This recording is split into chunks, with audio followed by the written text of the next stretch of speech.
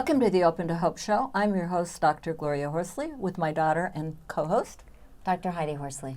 Well, Heidi, I'm really excited about the guests we've got today because we're going to be talking about First Candle, and it's a wonderful organization who works, their mission is to saving babies' lives, spreading research, educating, and bringing hope to grieving families. So fantastic. Yeah, as you said, Mom, we'll be talking specifically about supporting stillbirth and SIDS families. And did you know it's National, October is National SIDS and Pregnancy Loss Month? That's amazing. I actually didn't know that. So this is the perfect time to do this show. We have two guests today to talk more about that. And our first guest will be Christopher Blake. Chris is the CEO of First Candle, and we know him, and we've had him on other shows before. And then we will be speaking with Debbie Haine Vijayvergiya. I hope I said that right. Her daughter, Autumn Joy, was stillborn, and she has gone on to establish the 2 Degree Foundation and the Action for Stillbirth Awareness and Prevention Coalition.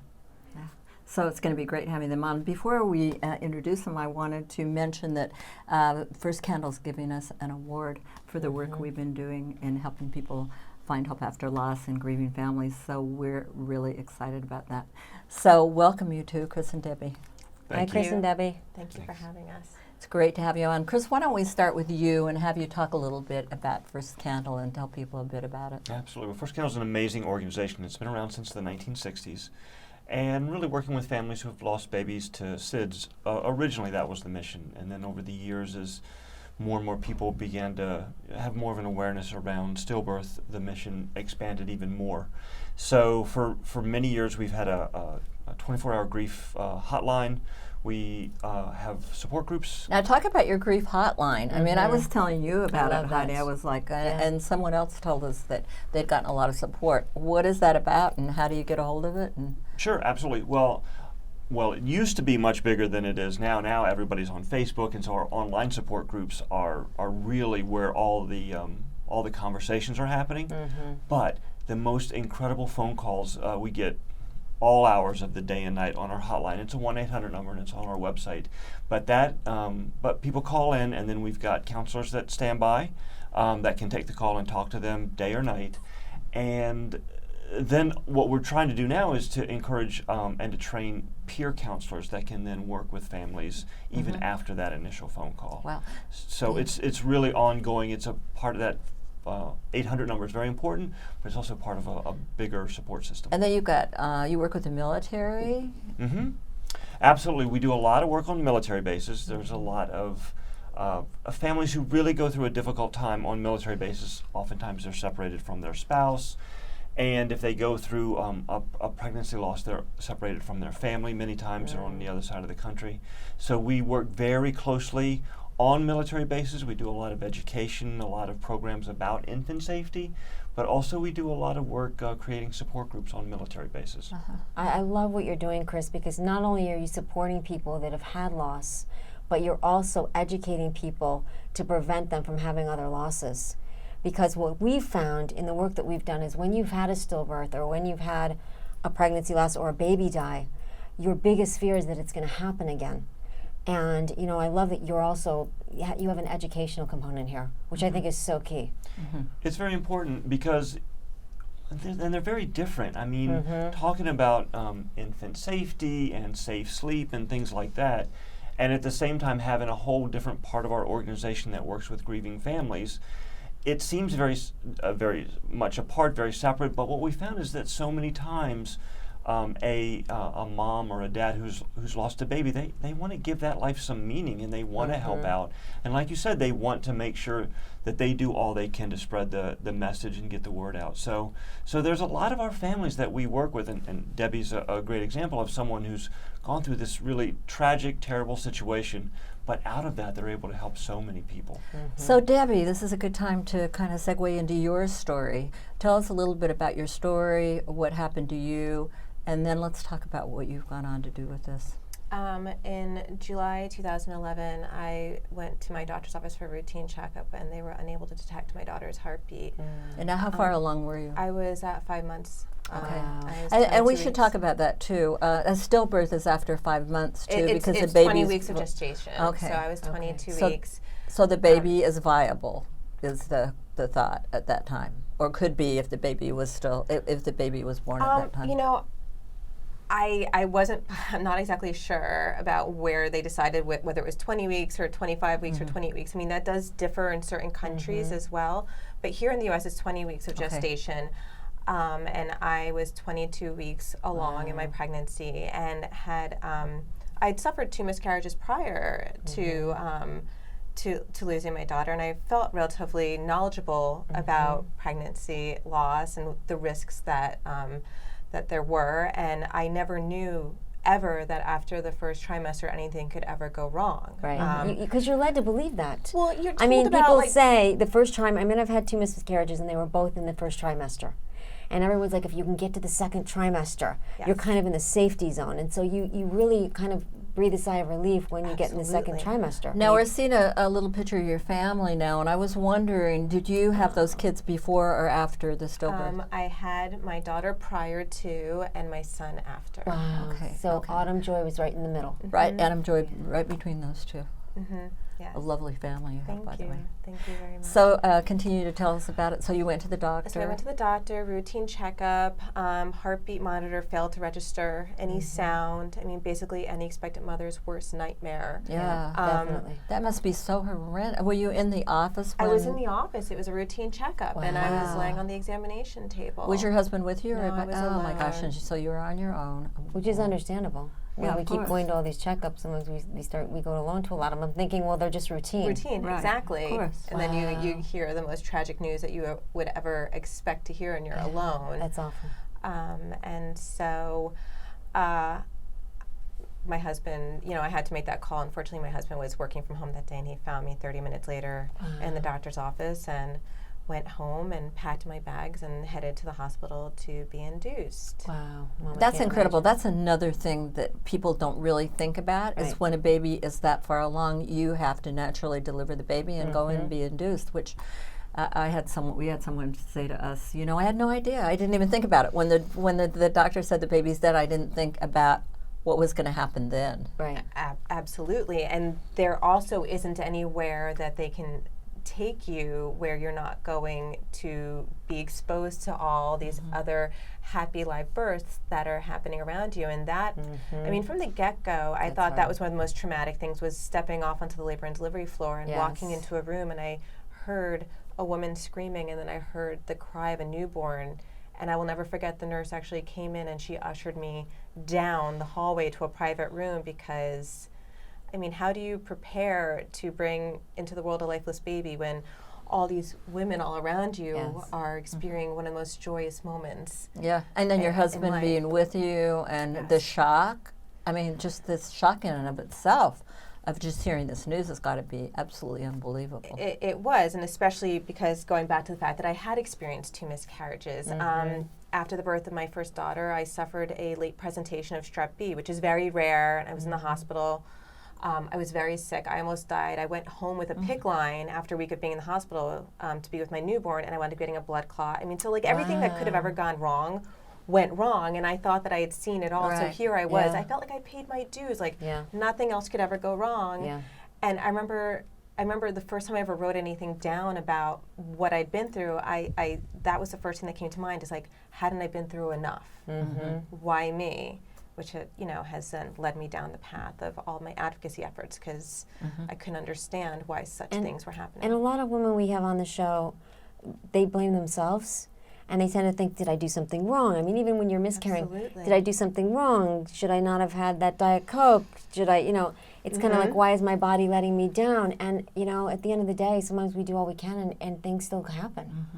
Absolutely. And I know firsthand, I felt like a failure as a mother and as a wife and as a woman, and especially because stillbirth was nothing that I actually really had ever heard of, and so I felt so isolated and so horrible and alone to be dealing with this by myself, and then through time, I started to do some research and making calls, and I actually wound up calling Chris's organization, First Candle. Now, how did you find First Candle? On the internet? Or? You know, I found it on the internet. When I lost my daughter, they told me that I'd suffered a fetal demise, which is a more medical term for a stillbirth. And if you ever went onto the internet and you Googled fetal demise, all you see are JAMA articles and statistics. So it made me feel even worse about the myself. medical journals. So then I remember I actually called a nonprofit, not First Candle yet at that point, and I remember calling them and saying, you know, I'd call everyone and I'd start crying. I lost my baby. Like, is fetal demise the same as stillbirth? And I remember the woman saying, I have to put you on hold. And then she came back to the line and said,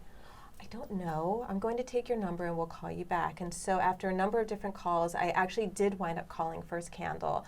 And they were the only organization that actually someone sat down and she talked with me. And then after that conversation, she said, I'm going to have someone else call you. Wow. And that was when Marion had called me. And I felt like someone was listening, you know, like maybe that someone actually had cared. Because And I know that for a lot of now, and at some hospitals, not at every one, they actually get little fingerprints or footprints. They let you actually hold the baby. They wrap them up or whatever. They give you a memory box. Yeah, they give you a memory box. We have little one friend hat. that does that. Yeah, and some with the baby decide if they want a picture or what. But you had none of that, right? I had none of that. The only moment that anyone came to talk to me about any of these things was within the first few minutes that I was admitted and going through the paperwork, and was still trying to wrap my head around the fact that I had a lifeless baby, my baby inside of me. And it was a concept. I was convinced that they were going to find that she was alive and that we were going to be okay. It was a concept. Nothing can ever prepare you to answer such questions. And the social worker never came back to talk to me, ever. So we made decisions that I'll regret till the day that I die. And again, that's one of the reasons that I think I've started doing everything that I do, because no one should have to carry that burden that I do every single day, not having anything of my daughter's. Right. Well, let's see a roll in, because of some of the things about stillbirth and some of the things that lead to it, with Aletha Maybank, and she's the Assistant Commissioner of the New York Department of Health and Mental Hygiene. And then let's give people some tips and talk to them a little bit about what they can do to find hope after a loss.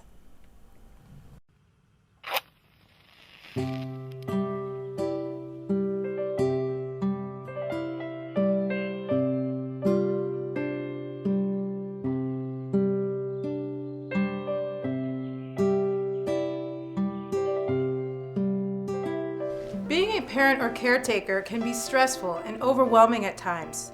However, it is important to know that there are many steps that you can take to make sure your child is safe while they sleep.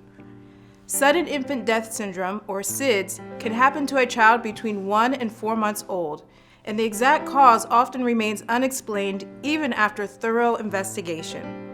There are several factors that increase a baby's risk for SIDS, such as babies born with a low birth weight, drug use during or after mom's pregnancy, exposure to tobacco before, during, or after pregnancy, and especially dangerous is allowing babies to sleep with adults. Co-sleeping with people and objects creates a situation where someone can unintentionally roll on top of the baby or right next to the baby, or a toy or blanket can cover the mouth or nose, all preventing the baby from breathing properly. Babies at younger ages are not able to turn themselves over, nor do they have the same ability to wake themselves up as easily as older children and adults. It is important to know that there are many steps that you can take to decrease the risk of SIDS by always placing a baby in a safe sleep environment. For more support, you can always call 311 or New York City's 24-hour prevention and parent helpline at 1-800-CHILDREN or 1-800-244-5373. Well, Chris, that's great that First Candle is doing that kind of education for people. You know, it's important because so many times when a mom or a family, when they lose a baby, they don't know why. Yeah. You know, the whole idea of SIDS is it's a which is sudden infant death syndrome, right? A little different than the stillbirth. Yes. Right, exactly. So whether it's SIDS, so many times, the whole diagnosis of SIDS is that after every other explanation has been ruled out, and they don't know why the baby passed, then it's called SIDS. So automatically the mom, the dad, the family, they don't know. Right. And the same so often is the case with stillbirth, in that, we tell our grieving families, the moms and the dads, we tell them, any feeling that you have is acceptable. It's okay. Anger, frustration, everything is okay. But we always finish that sentence with, except blaming yourself. Yeah. You should never blame yourself, because the whole reason behind these things, nobody knows. And I've got to say, in that video, it was interesting about the co-sleeping piece, because my son, who's now 17, was very sick for the first 5 years of his life, and he slept with me. And I didn't even think about the ramifications of that. For me, it was a way to keep him safe, a way to make sure he was breathing, a way to make sure he was okay all night. I could check on him. And looking at that video, I'm like, wow, there was some danger also that I wasn't aware of. Well, absolutely. And I think, as we're talking about SIDS and sudden infant death, which occurs in babies under the age of 1 year, is that so often, we think that, the way that we grew up. Right. Or, oftentimes we see different things on the internet. And what First Candle does, what American Academy of Pediatricians do, what a lot of these government organizations, these researchers say, is that all those things might feel right, but there is research that says something different. And co-sleeping is one of the biggest things, because you can look online and find all sorts of reasons why co-sleeping is good. Because animals do it, but the research says something different. And so what we try to do is, we are like, as a parent, you do everything that you can, the best that you can do. We all know that as a parent, we're doing the best that we can do for our babies. But the research says this is the best of the best. Right. And so that's what we try to Well, Debbie, share. Chris made the point that you can do everything but blame yourself, but that's what we all do. Right. That's the number one thing. Right. How do you get out of the self-blame? I think that you need to just accept that, it's one of those things that we have absolutely no control over. For mothers, for the blame, do I think that we can help women who are suffering through, and fathers and families suffering through the trauma of stillbirth? Absolutely. I think it would be incredibly helpful if we take the taboo out of stillbirth and we make it a socially acceptable conversation. I think we tend to pretend that stillbirth doesn't happen, so people don't talk about it, and women suffer in silence. Absolutely. It gets so little support. It is such a minimized and unacknowledged loss.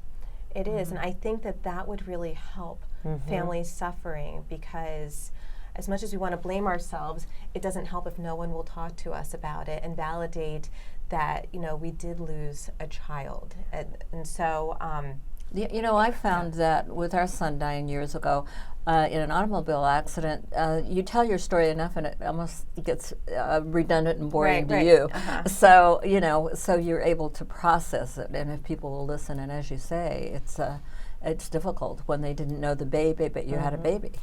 Yeah, and I heard somebody once say to somebody that had a stillbirth, they said, "Congratulations for having a baby, and my heart breaks for you that the baby died." So they kind of acknowledged it and gave support, and that person was blown away. She goes, "You're the first person that's ever acknowledged that I had a baby." Right. Yeah. And that's rare. I mean, that's really rare. And so I think a lot of what, I care most about is empowering expectant moms to know that, they have every right to go to their doctors. And, I first and foremost do firmly believe you need to know your baby. You need to know their ins and their outs so that you can go to your doctor, because our society has made pregnant women, stereotypically neurotic. So going into the doctor every time being like, something's not right. Yeah. I don't know. And the doctor puts a heartbeat monitor on, sends them home. Like, you need to go in there and be an advocate for your child and for yourself, and be like, I know something's not right. And that's the power that we have. And I think once we make it comfortable to talk about in the doctor's office, it'll become a comfortable conversation to be had in society, and we can be supportive for families who are suffering through the loss. So how's it changed your life, having had a stillbirth? It's changed every single aspect of my life. I'm no longer the person that I was. I am constantly waiting for the next shoe to drop. And so you can How ask long my has it husband. been? It's been 4 years, July. And, even the littlest things, my husband's like, but I don't worry about that. And I go, but I do. I've written a number of different articles about like the fact that I don't laugh as easily. Things don't taste as good. I just don't, it's not as easy for me to find, happiness in the little things because it has just, it's taken something away from me. It has definitely. Well, and you're a bereaved parent. And, when we look at the research, and when my mom and I do this work, we realize that 4 years is not a lot of time for a bereaved parent. So, you've lost not only your daughter, but you lost the future you thought you were going to have. And so it takes a long time for us to fully wrap our arms around that and really live in a place of hope and joy again. I'm sure you understand how it feels. I'm sorry, but like really quickly, like I see people like this isn't what I had envisioned doing with my life. This is not fun for me. This is exhausting and it's work, but I couldn't sleep at night knowing that so many women were at risk and didn't know, and that so many families were suffering and didn't have the support that they deserve to have. So that's what helps me. And that's why you what drives started me. your two organizations? Yes, I wound up working, meeting a number of wonderful women actually at a First Candle conference. And together we all had the same mission and decided that we would work together and try to unify our voices and put Stillbirth on the map. So together with myself, with Star Legacy Foundation, First Breath, Marian Sokol, and Cherokee, we all decided to, and Star Legacy Foundation, we started the ASAP Coalition, which is the Action for Stillbirth Awareness and Prevention, and First Candle. I love that. And we're a national coalition, we're not a nonprofit, and we are trying to unify our message amongst all the stillbirth organizations in the state and hopefully, be heard by the decision makers. And then So when you say unify your message, what is your message? our message is that stillbirth, there's a real risk and there's a sense of urgency that is being ignored around stillbirth, and no one is immune. 26,000 deaths are due to stillbirth. That's more than prematurity and SIDS combined. That's amazing. Wow. Something needs to be done about it. Yeah. And then I started recently this year the 2 Degrees Foundation Fund in the state of New Jersey. I had stillbirth legislation passed last year by Governor Chris What was the Christie. legislation that passed? In its most basic form, the legislation is meant to establish more consistent protocols for when a stillbirth occurs, increase sensitivity in those protocols for suffering families, and then hopefully improve data collection. So Debbie, when you say protocols, do you mean people being in the hospital helping women navigate? Absolutely. The waters? Yeah, I I like received this. horrible care in the hospital. No one knew how to handle it. And I think the point from entry to exit of the hospital, it's a really important time where you can try to help benefit these families in some way for them to kind of learn how to navigate this journey that they're embarking on. I think this legislation is impacting a friend of mine. Her name is Nicole Alston. She also had a stillbirth, and she works in a hospital in Newark, New Jersey, as a social work advocate for women that have had stillbirths. And she goes in and gives them options and brings memory boxes and takes their baby's footprints and does all that and helps them, like you say, to navigate those. Yeah, we'll probably want to connect you up with her. And Chris, I think that's what we're talking about. You and I have talked about it before. It's all about connection now. And First Candle's kind of an umbrella, and I'm sure you could just bring many, many people in here that have connected with First Candle and then said, I can do it. I've gotten that support. And one thing that we find out, Heidi and I find out, is right, Heidi, that the moving out and doing good things for other people is really part of the healing process. When you've lost a child, it's when people really start to move out and help other people. And we want to thank you both for being on the show. And it's really amazing what you're doing. And I hope that people that are watching this show will realize that they can call First Candle, they can get a hold of other groups, and they can do advocacy. Because when you start moving your pain out to help other people, it really makes a difference. Absolutely. Chris and Debbie, thank you so much for building awareness for stillbirths and for acknowledging and validating all the women out there that have had babies die and that have had stillbirths. Thank you so much. And thank you for watching this show today. We're the Open to Hope Foundation. We hope you'll visit us on our website and in our social media, and we hope that you will take care of yourselves. And as Heidi and I always like to say, if you've lost hope, please lean on ours till you find your own, and God bless.